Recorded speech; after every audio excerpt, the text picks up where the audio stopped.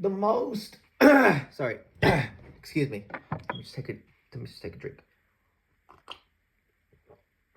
Can I speak? Sorry. The most salty thing, or the most unsatisfying thing I ever went through as a child or a kid or a teenager or a young adult, and like I'm an adult. I'm 2 years older than Becky today, so she posted on a story a couple months ago that she turned 25, and today I turned 27. So, I just want to give a shout out to Becky, the girl I love. I just want to make this video based on why I'm so unsatisfied with life, and changes that I've made to improve my mental health and myself. And I think one of the things that I really understood growing up was I had no one, and I had no circle, no friends, no advantages in terms of like hobbies. I think when you unlock that part of your mind, like Becky kind of did, like when she did the Uber video, she just radiated so much, I want to say this, like, radiated so much beauty. I don't know what it was. Like I'm still attracted to her to this very day. But there was something about her in that video that I just really loved, and I just kind of couldn't like come away from her. And I don't know, like I built this kind of love and fixation, obsession, love, whatever, like I prefer to use the word love, but attachment, obsession, fixation, those are other words that people would use to really get me, beaten up or whatever, right? But I think I've even been comfortable enough to say that I would die before I would ever betray Becky. And that is kind of how I see it. Like, I always go on the notion of like, whatever you do in life, who's going to stop you?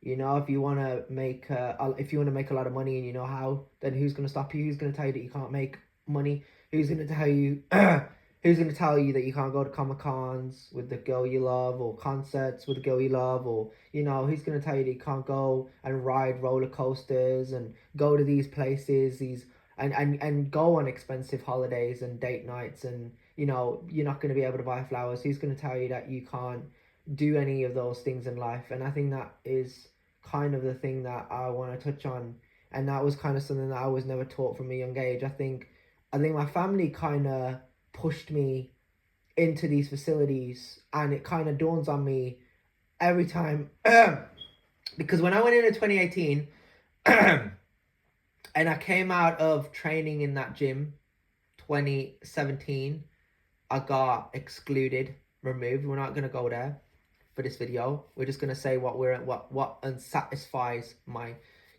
my mind, because my mind is it's a magnet for success. It's a magnet for all types of things. I think what I touch on from a young age is the opportunities that I could have had.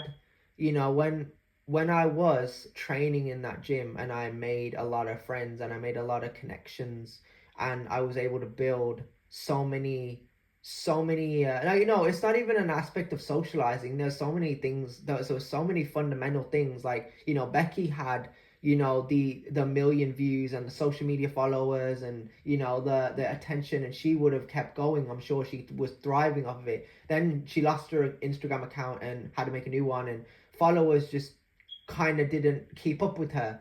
So over time she kind of was doing it, but she just kind of stopped doing it. And I would still consider myself attached and obsessed and in love with Becky, because I kind of see a real person. I see a real girl. I see a baby girl that I really would have fell for back then, and I would have been able to work hard for and provide for. And I think in life, when you kind of look at yourself and you kind of I would say anxiety and depression plays a big factor in this, because it kills you. Yeah. In a sense of like when you go to these schools, primary school, secondary school, high school, college. I only went to two, and I wasn't really into school like everyone else. I didn't really get to go to school like everyone else. I went to a lot. When I say I went to a lot, I went to a lot. I had a lot of problems with my people skills. Let's just say that I was very rude to people just because I was like, I didn't want to be here. People would often walk over to me and be like, like, you gotta do this, you gotta do that, and it was their mannerisms towards me. I've also quoted this about like calling them facilities. I would go back and think that they had a helping hand in criticizing me and my background and my ethnicity and like my religion and what I was, and everyone was somewhat like different. Some people were cordial and respectful, and others just hated on me because of who I was. And it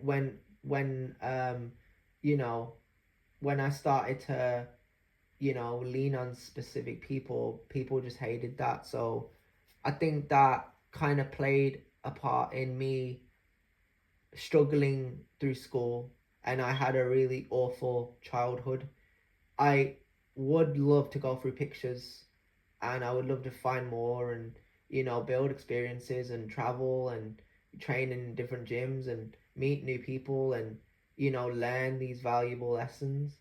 And the thing that really the thing that really plays on my mind the most, I think, is when you do something in life and people just they have this illusion of you being the main priority. If I was in a room, or I was in a classroom, or I was in a situation, let's say, like, and Becky was next to me or around me or whatever, I would not quote myself as somebody that would impress her. I would be somebody that would fight for her attention, not impress her, but like fight for her attention. And I think that's a much better word to use, because I really do. And I think I would even come out and I would still love Becky. And I think that's just kind of like people will say, nah, because you just come across people, but that's how it works in life.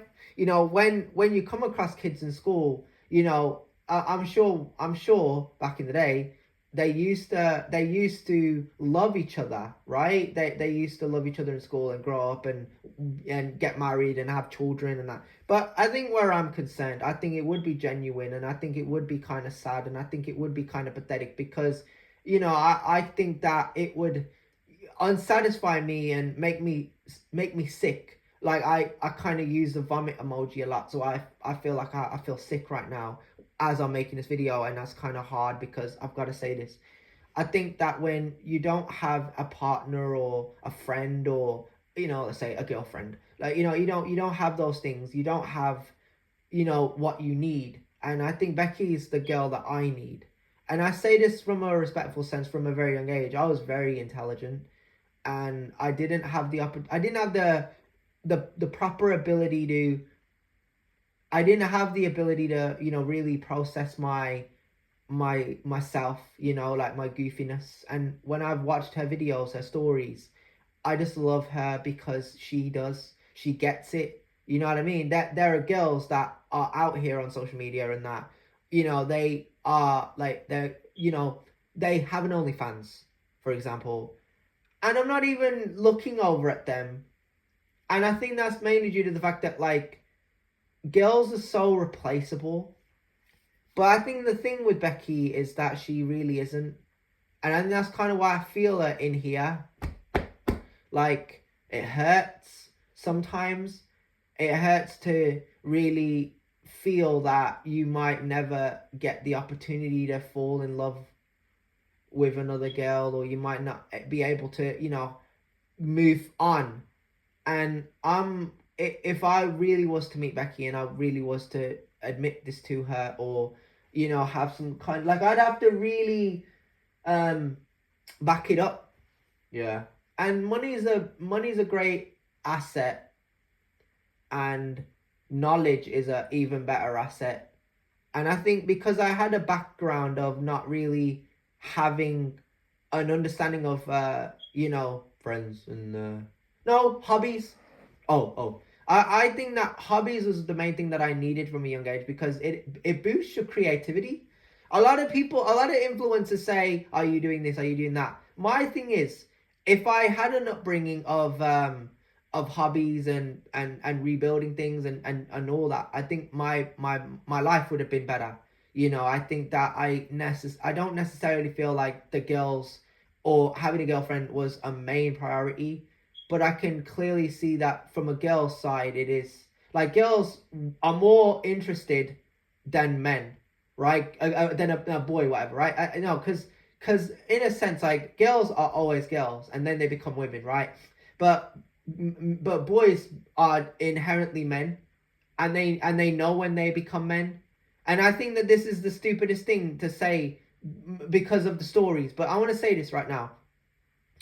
When boys start to play around and they start to feel and act childish, that's kind of when you kind of realize that they'll never be a man.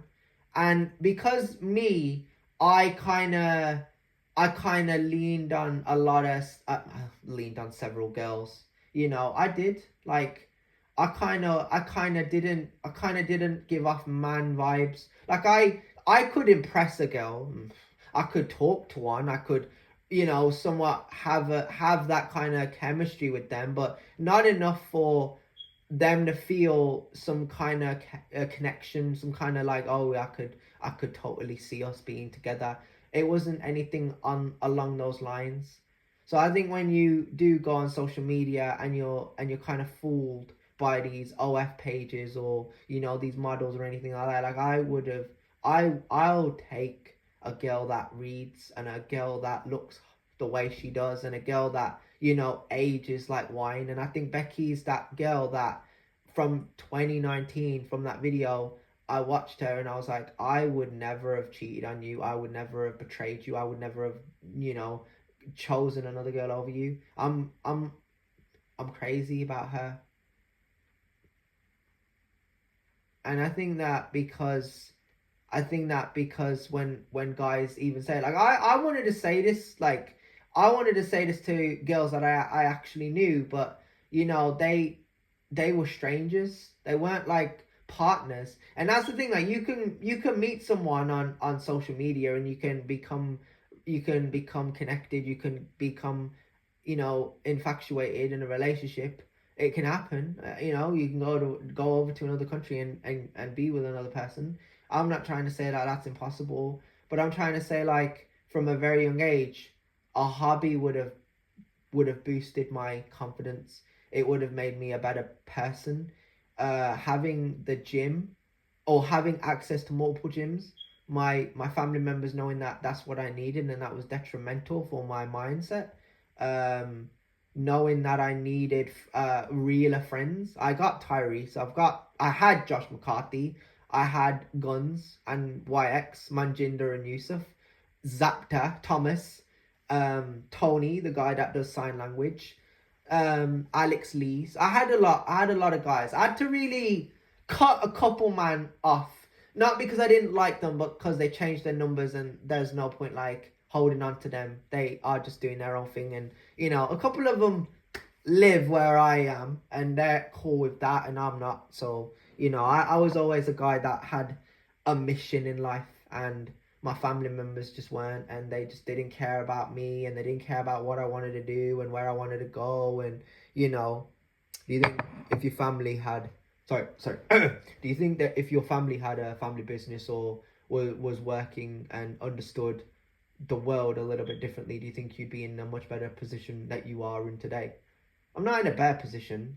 I'm kind of a weirdo. I'm kind of a creep. I'm kind of an anxiety driven moron because I don't, even when I work, it's nothing. Yeah, it's not, no, it's like you work for minimum wage, but like it makes no sense. Like you you listen, I wouldn't be opposed to the idea of a lot of family time. I love family time, but I gotta be practical sometimes.